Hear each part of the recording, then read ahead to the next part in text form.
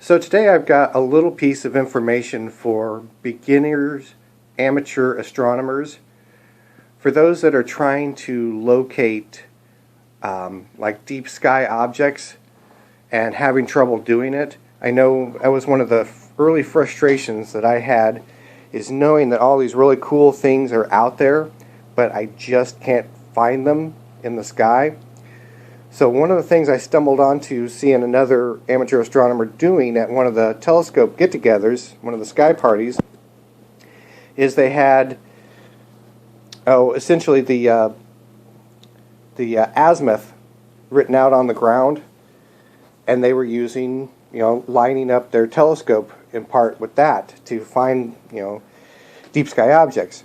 So I kind of made my own rudimentary version of it, and I just made a ring, basically a compass ring.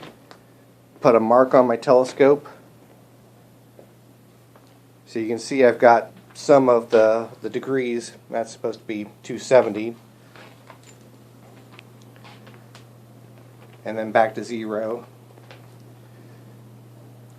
But between azimuth and degrees in altitude,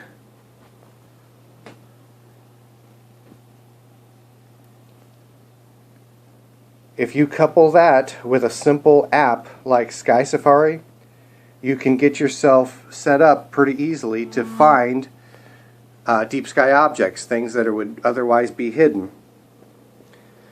Now, if you don't want to make one of these rings, another thing that a person can do, I've had some luck with it, is by just simply using a compass. Granted, it always seems like my compass gets goofed up when I set it near any of the metal bodies of the telescopes, but you can hold it in your hand, but it's just super difficult for me to do after dark when you're no light and you're trying to keep from blinding yourself with lights. But that's the trick that I use, is just getting on Sky Safari. And I'll show you a picture of it real quick. So this is the Orion Nebula, and you see the celestial coordinates, azimuth and altitude here.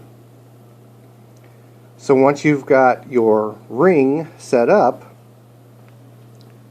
you would just transfer the degrees, 152 degrees in this case. So you would get this roughly to 152, and then go to 40 degrees of altitude and start hunting for it. Anyways, I know it's not a great explanation, but for people trying to find deep sky objects, something like this is a really good way to get you started.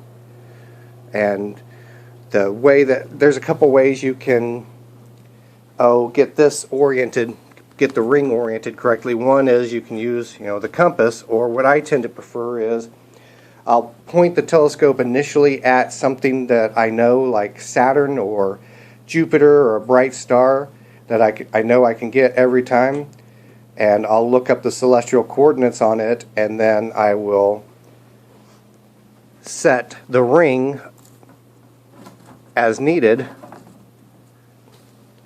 and go from there. And usually that gets me within about 4 or 5 degrees, close enough that I can find some of the more complicated things, like little dumbbell nebula, some of the galaxies that are hard to find. Anyways, hopefully that'll help somebody in the future.